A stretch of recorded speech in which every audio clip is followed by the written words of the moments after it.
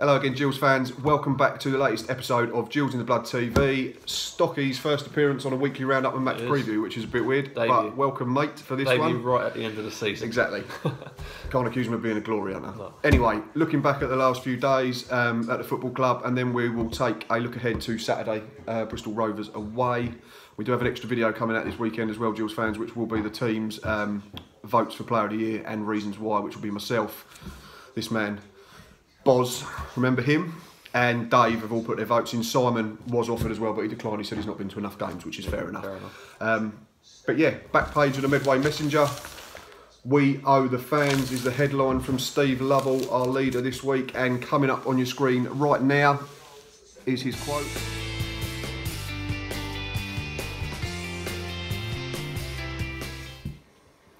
Right, that is Steve Lovell's quote from this week in the paper. We owe the supporters two very good performances. It is not a matter of I hope we do, we must do it for me to be satisfied with the work that we have done and to finish it off.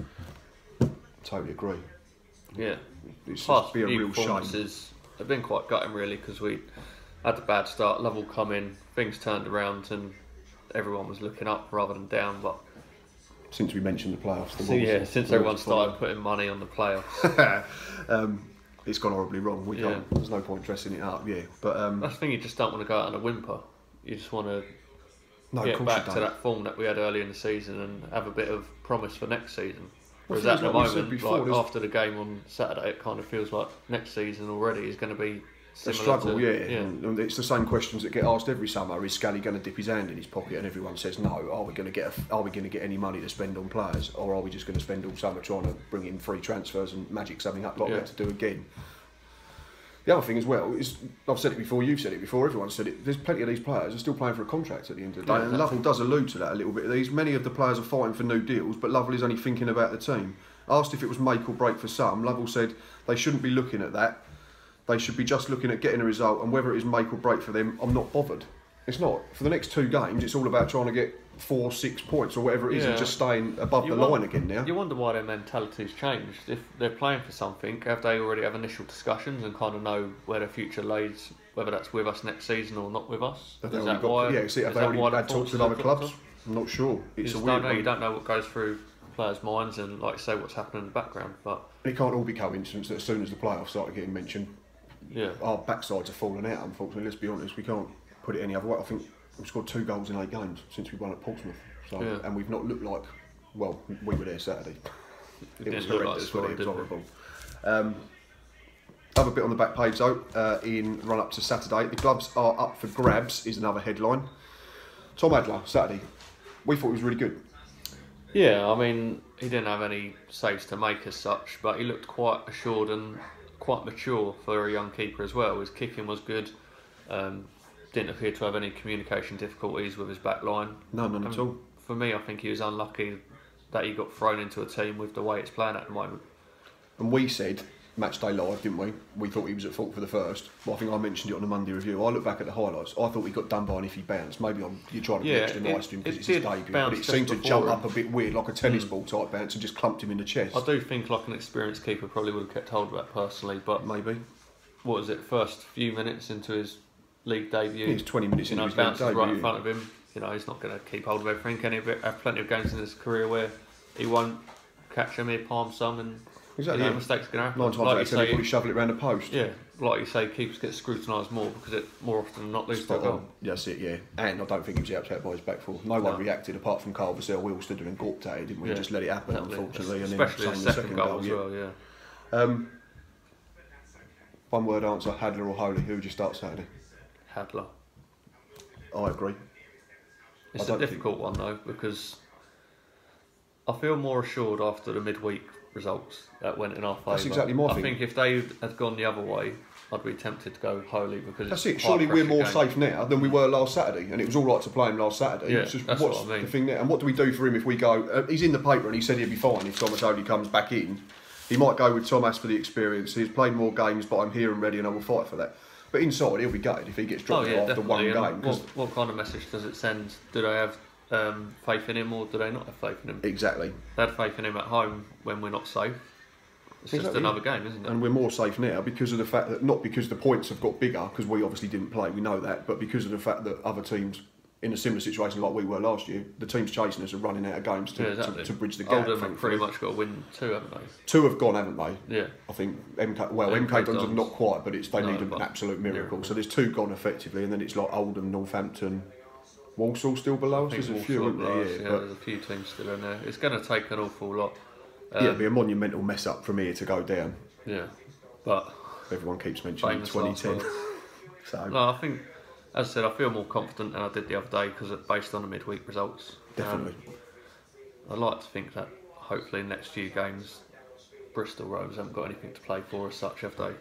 No, I think they're done. They're mid-table. 1, 2, 3, 4, 5 places above us. Got 57 points. They're going absolutely nowhere. And I don't think in terms of winning the game, I don't think the prize money differentiates a lot, does it? So it's not going to be a massive amount in terms of that. So hopefully they are on the very place that we've been accused of being, and that's on the beach. But we need to be a lot better than we've been for the best part of 6 weeks. But yeah, Tom Hadler speaks. Said he was very proud. Had loads of family there. There was uncles, granddads, long lost cousins, dogs, fish, it seems. Really good to see. We said that on the Matchday Live, didn't we? It was great to see him get his chance. Well, I'll say one of the positives of this season actually is the fact that a few of the youngsters have made their league debuts, and there's been Finn O'Mara, Jack Tucker, he come on against Pompey. Greg Cundall's had more opportunities the first half of the season, earlier when Steve Lovell come in, but yeah, it's good to see, and obviously the youth system's paying off. I mean, even them that have not played in the first team so much, though, even like the likes of Aaron Simpson and that, and Liam Nash, they've gone and got very beneficial loan spells as well, haven't they, at a decent level, which is good to see. News in brief quickly, and then we'll have a look ahead. But yeah, coming up next is a little roundup.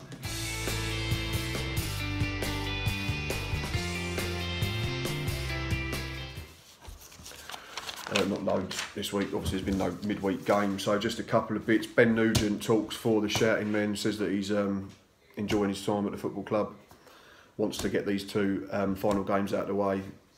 Time to restore high standards is his headline. Again, it comes back to what Steve Lovell's saying. We're owed 2 performances, aren't we? At least the players are aware of it. But then he says, then he wants to sit down and maybe talk about new contracts, etc. But he says he wants to stay. I think me and you disagree slightly on this one. Yeah, we do. I think a few Gills fans are of your opinion. I think he's quite divisive, really, isn't he? I just think, from my point of view, we finally got, after last season, which was an absolute car crash defensively. I know recently we've been battered at Southend, we got battered last week, but generally this season we've been a lot more solid at the back. And I think that's down to the fact that we got them all in nice and early. We've had a decent set. Unfortunately, Alex Lacey's missed a lot. Yeah. Because of injury. Ben Nugent missed a period because of a broken foot in the autumn, but I just think we've got 4 that are a decent age, a decent blend, and we've got 2 that effectively can play, which is Max and probably Alex Lacey. And then you've got 2 what you'd call proper old school centre halves, which is kick it, lump it, edit. That's Gabby and this fella. I'm not saying he's first choice every week, but for me, he's a good squad player. I personally think there's better out there. But is there on our budget? Would be my point. Because we're not going to be spending money. That's the thing. You don't know what the budgets are, who's free, what they're willing to take. I personally do think that there will be better out there. That's no disrespect to Ben Nugent. I'm not saying he's a terrible player. I think he is a good, solid squad player. But for me, I'd like to see us go out and get someone else personally. That's fair enough. He done well in the last game, to be fair. I know we got beat 3-0, but I don't think. Yeah, we said he was our best outfield player. He didn't do an awful lot wrong. Did a Cruyff turn as well. Yeah, he's produced some special moments this season, hasn't he? Most of them involved nearly killing Jack Martin, bless him, twice when he was on loan at Oxford, and then against Blackburn last week or the week before. So, but yeah, just to round up the last little bits, Leroy Halabi, a 4th second-year scholar to sign a professional deal, which is good news. Gills under 18s remain in the title hunt of the Merit League 1 with 2 games to play. Darren Oldacre was on target for Hive again last week, and they have a playoff decider this weekend at home to Corinthian Casuals. Basically win and they're definitely in the playoffs. And anyone that was there last week, 7 more young prospects signed deals with the football club prior to kick-off against Blackpool. So all promising in terms of the youngsters. But now let's have a look ahead to Saturday. Right, as we always do, form for the last 6, both clubs, and then relative form home and away last 6. It don't make pretty reading for us. Overall, lost, drawn, drawn, drawn, lost, lost is our last 6 everywhere. So that's 3 points from 18, and on the road we've taken 5 points from the last 18. 1 win, 2 draws and 3 defeats. Sums it up. Not good. Bristol Rovers, not much better overall. They've won 1, drawn 3 and lost 2 of their last 6, so they've only picked up 6 points from 18. But at home, they're pretty solid. They're unbeaten in 6 at home. The last few games, not won I think they've drawn against Charlton, Blackburn, Wigan in the week, Wigan, I think. Yeah, so they're the ones that they have draws. drawn, they're decent draws, aren't they? That's it, yeah, because if we're going to sit here and say when we've taken points off Blackburn and Charlton and Wigan at home, you've got to say the same for other clubs. You can't go, they've dropped points. I think they've only lost about 5 or 6 at home all season, so they've been decent, yeah. And their record up there generally is good. So above us at the moment. Drawn last 3 at home, so they're solid. Maybe because they might not do enough to win a game, which would be nice and hopeful of that. Most recent one, I did write it down. 1-1 at home to Wigan in the week, but our only home win since February was against Bury. If we're looking for silver linings, that was the 30th of March. But then us, no win since the 10th of March. And only 2 goals in our last 8, we've already mentioned that. But if we do go back to a week before Christmas, that magical moment, Mark Burn smashed one in a 4-1 win. So it could, if we can go and get an early goal maybe, then they might start thinking about. And that might play on their mind. But it was a long time ago. It's one of them games that just kind of end the season feel... Sun's out. Nice little draw. Everyone goes home. No one wants to get injured because they want to earn their contracts for next year. Everyone just takes it easy. Let's play out a 1-1 draw. Say that, wouldn't we now? Yeah. Team news. No Aaron Morris, no Billy Bingham, and there's a doubt over Reece Murphy, I think. But that's what it says in the paper, that he's injured. But then Steve Lovell said in his press conference on Twitter today that they've got a full squad to pick from, so I'm not sure whether Reece Murphy's available. Team news. Team selection. How would you go? I'd make changes after last week. I think I've made about 5. I think you've got to make a few changes. Garmston should hopefully be back. Garmston's available after an ankle knock. Put him back in there. Yep. I've gone with a 4-2-3-1 this week, away from home. Change it up a bit. I've changed both full-backs. Who you gone right back? Scott Wagstaff. Not a bad shout, to be fair. My team, right, listen, see what you think, and then I've gone Tom Hadler in goal. Yep. I don't think, like I say, we've already mentioned, we're safer than we were in the last game, so I think we persist with him. Thomas Owing looks exhausted for me, mentally, physically. He just looks like he's had a really long season. First one he's had professionally, and he just needs a break. My back four would be Callum Riley, Gabriel Zaquani, Max Lomar, Scott Wagstaff. Then I'd have Byrne and Hess sitting. Then I'd have 3 behind Tom Eaves, and that 3 would be Bradley Garmston, Frank Musa and Elliot List. There's still a doubt over Lee Martin, apparently, chest infection. Callum Riley, you've gone at left back? Yeah, and then I'll get Garmston further forward. Conor Ogilvie can't play at the moment. Not too sure about that one. I agree Ogilvie can't play, but I'd just go Garmston left back. Yeah, only because when Riley's played, because he went out there against Rotherham. He weren't great. But he played there against Portsmouth and he was really, really good. So, but then at the same time, the form was different for us then. There's probably of course, I appreciate that. But Conor Ogilvie, he was at fault for the second goal again last week. He weren't great on the Tuesday previous. I just think he's another one that just needs to be taken out of the spotlight for definitely this week. And then if we can get a result, maybe we can play him last game of the season. But that would be my team. So I'd go Hadler, Riley, Zaquani, Amar, Wagstaff, Byrne, Hess, List, Musa, Garmston. We need to look at Frank Musa from the start, surely. And if there's a doubt over Lee Martin, we know what Lee Martin can do at the end of the day. Yeah, exactly. Put him on the bench. If he's not fully fit, we might get 20 minutes out of him. Let's not do what we did last week and waste a substitution. Yeah.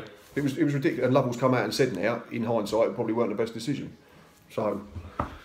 List is an interesting one, because he's another one that I'm not too sure about. We've lacked pace though, haven't we? I'm just desperate to get pace into that side. He never uses it. When he comes on, he don't seem to use it. I want to see him running at people. Granted, I just think he needs an opportunity from the start, and I just think we've got two full-backs that can push on as well, then if need be.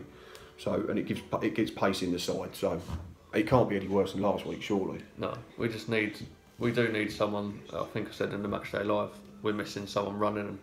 Sean Clare. Someone like Sean Clare. Bradley Deck. Yeah, that just travel with the ball, be a bit creative. That's it, yeah, someone that gets us up the pitch quickly. And my bench was Holy, Nugent, Luke O'Neill, Nevin Nasseri, Lee Martin, Josh Parker and Connor Wilkinson this week. But I'm sure it'll be completely different, but we'll go with it. In terms of Bristol Rovers, Elliot Harrison's got 14 in all competitions this season, so that's not to be sniffed at too much. Carl Bennett, I thought was a really good signing for them in January. I'm surprised he left Portsmouth, to be honest. Yeah. But I don't know whether he's had a falling out or whatever. Tony Craig, forgot they'd signed him as well. Plenty of experience at Millwall, yeah, someone we could probably do with. Stuart Sinclair, just because his beard's ridiculously good. That's my 4.